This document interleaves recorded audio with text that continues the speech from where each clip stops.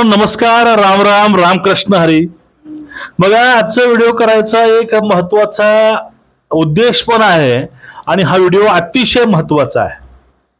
या विषयावर सध्या कुणी बोलत नाही. लोक भीतात किंवा लोकांना भीती वाटते. या विषयाला लोक कुणी हात घालत नाही, पण आपण हात घालायचा प्रयत्न केलाय. आता सर्वांनाही विनंती करतो मित्रांनो, चॅनलला सबस्क्राईब करून ठेवा आणि व्हिडिओ जास्तीत जास्त लोकांपर्यंत शेअर करा. हा तर एक महाराष्ट्रीयन म्हणून, एक हिंदुत्ववादी म्हणून आणि एक सच्चा भारतीय म्हणून. बघा, शिवाजी कोण होता हे पुस्तक आलं. आता यावरून मी शरद कोण होता बोलणार नाही, कारण आमची पातळी आम्ही सोडली नाही, ते सोडणारी नाही.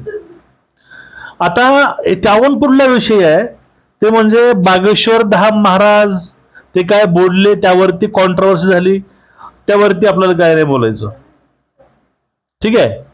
आता जो बोलायचा विषय कुठला आहे, आता नेमकं पुरोगामित्व काय, शरद पवारांचं नेमकं कारकीर्द काय, हे नेमक्या जी काही सो कॉल्ड पुरोगामित्ववादी काही लोक आहेत, ह्या लोकांनी नेमका बाजार कसा मांडलाय, तुम्हाला मी हे सगळं प्रूफ सहित सांगणार आहे, दाखवणार आहे. त्यापूर्वी बघा, श्याम मानव नावाचा एक गृहस्थ नागपूरचा, त्यांनी एक वक्तव्य केलंय. वक्तव्य काय होतं, धीरेंद्र शास्त्री म्हणजे बागेश्वर धाम महाराज यांना आपले भूषण गवई जे आपले मुख्य न्यायाधीश होते, त्यांनी जाऊन भेट घेतली. त्या भेटीवरून भूषण गवईंना बाबासाहेब आंबेडकरांचं नाव घ्यायचा अधिकार नाही असं वक्तव्य करणारे ते म्हणजे श्याम मानव. आता श्याम मानवच्या वक्तव्यांना किती महत्व द्यायचं हे आपला विषय आहे, पण हे लोक नेमकं का करत बघा. म्हणजे एखादा व्यक्ती, एखादं वाक्य, एखादा विषय चुकीचा मानला असेल, आपण त्या गोष्टी थोड्या इग्नोर करूया किंवा आपण त्याला त्या विषयात जाब विचारूच, तो माफी मागेल, त्याला जाब विचारू आपण. पण त्या पुढची गोष्ट काय आहे, तो एक हिंदूचं कार्य करत आहे, ते RSS ला जोडून आहेत, फक्त हा प्रॉब्लेम आहे. त्यामुळं बाबासाहेबांचं नाव घ्यायचं तो लायकीचा नाही असं हे बोलतात. मग आमच्या देवाचा बाप कोण म्हणलं होतं, शरद पवारांनी बोलले होते की आम्ही तुमच्या देवाचे बाप आहोत. आज त्याच बापाची मुलगी आमच्या पांडुरंगाला मटण खाल्लेलं चालते म्हणते, त्या सुप्रियाताई. मग ज्याप्रमाणे भूषण गवईंनी धीरेंद्र शास्त्रींच्या घरी जाऊन त्यांना भेट दिली, म्हणून जर ते दोषी असतील तर देवांचा बाप आहो, आमचा पांडुरंग असाच आहे तसाच आहे, म्हणजे आमचं जे काय आहे ते सगळं सोयीचं आहे, जे आम्ही कराल ते योग्य आहे. असो, तुम्हाला काही ज्या फोटो आहे तुम्हाला फोटो दाखव, तुम्ही साईडला बघून घ्या फोटो. ह्या फोटोमध्ये तुम्ही सगळे फोटो बघितले असेल, त्यामध्ये दाखवलं तुम्हाला मी की नेमकं हे कसे कसे कसे आहेत. यातले आपल्याला काही मोजक्या फोटो पाहायचे आहेत. त्यामधली एक फोटो, आता त्यांची मुलगी रेवती आणि जावाई सारंग या दोघांचं लग्न आहे, त्यामुळं ते कुठे गेले ते बघा, 3.5 मुहूर्तापैकी एक असलेल्या अक्षय तृतीयाच्या मुहूर्तावर मुंबईतील सिद्धिविनायक मंदिरास भेट देऊन गणरायाचे दर्शन घेतले. यावेळी कन्या रेवती आणि सारंग यांची लग्न पत्रिका बाप्पाचरणी ठेवून आशीर्वाद घेतले. म्हणजे समाजाला हिंदूपासून दूर घेऊन जायचं आणि पुढच्या पोरीचा विषय आला की देवचरणी लीन व्हायचं, ही धंदाच्या लोकांचा आहे. आता मग देवाच्या बाप म्हणणाऱ्यांनी आपल्याच पवार साहेबांच्या पायावर जाऊन ते पत्रिका ठेवायची ना. पण यांना अशा वेळेस आमचे देव आठवतात, यांना आमचे मंदिरं आठवतात. आता त्यावरून पुढे जाऊन बघा, त्यामध्ये तुम्ही फोटो त्यावर बघितला तर तुम्ही सुप्रिया सुळे डोक्यावरती तुळशीचं वृंदावन घेतात, त्यांची पंढरपूरची तुम्ही पूजा बघितली असेल. त्यानंतर अनेक तिने पूजा केलेल्या आहेत, त्यामध्ये पादुक्याच्या पाया पडलेल्या आहेत, अनेक अनेक पूजा करताना फोटो आपण दाखवलंय. पण यामध्ये महत्वाचे फोटो होते, तो फोटो म्हणजे सध्या सोलापूर जिल्ह्यामध्ये एक भोंदू अजून एक सापडलाय. तो भोंदू कसा की त्यांनी स्वतः आम्हाला बाबा म्हणजे बाळूमामाचा साक्षीदार झाला, आम्हाला बाळूबाबा प्रसन्न झालेले आहेत हे दाखवून त्यांनी सोलापुरामध्ये फसवणूक केली म्हणून त्यांना अटक करण्यात आली आहे. त्यांच्या सोबत हे देवाचे पप्पा आणि देवाची मुलगी ही तिथं होते. त्यांनी सोबत त्यांच्या थांबून त्यांना बघत बघत हसत हसत फोटो काढली.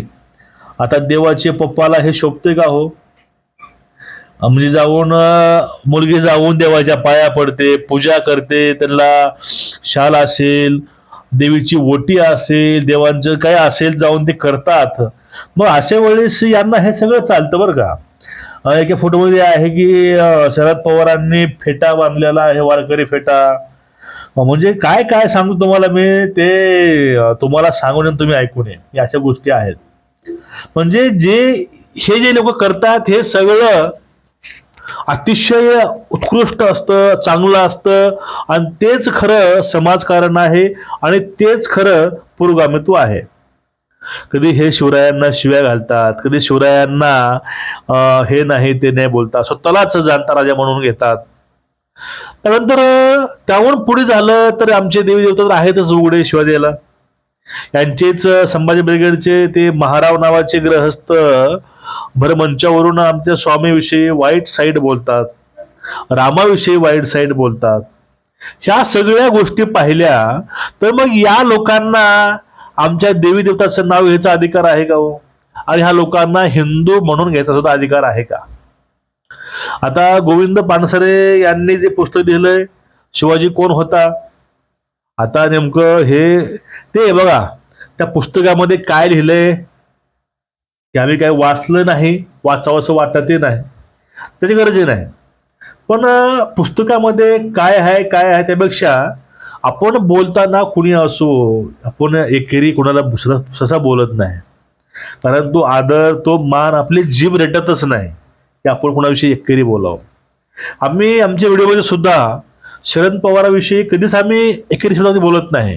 किती राग येऊ द्या, काही येऊ द्या, त्यांना आम्ही पवार साहेबच बोलतो, उद्धव साहेबच बोलतो, हरचंद्र राऊत साहेबच बोलतो. आम्ही लोकांना साहेब म्हणून बोलतो, मान देतो.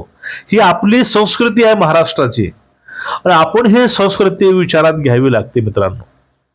आता ते मानव बोलले की भूषण गवईंना आंबेडकरांचं नाव घ्यायचा अधिकार नाही. आता त्याचा अर्थ काय घ्यायचा?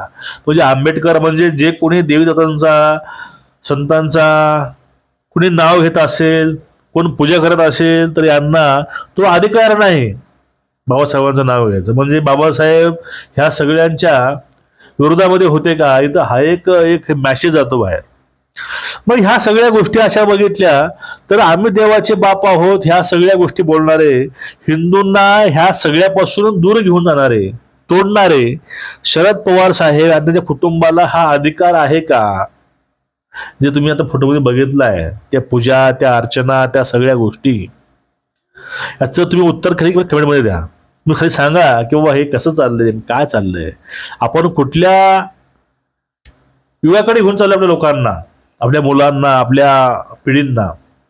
खरंच खूप भयानक आहे. हे लोक पुरोगामित्वाच्या नावाखाली काय काय देशाचं वाटोळ करतील, धर्माचा बाजार मानतील. खरंच खूप भयंकर आहे. तुमचं मत या विषयावरती काय नक्कीच खाली व्यक्त व्हा, व्हिडिओ शेअर करा. रामकृष्ण हरी. नमस्कार.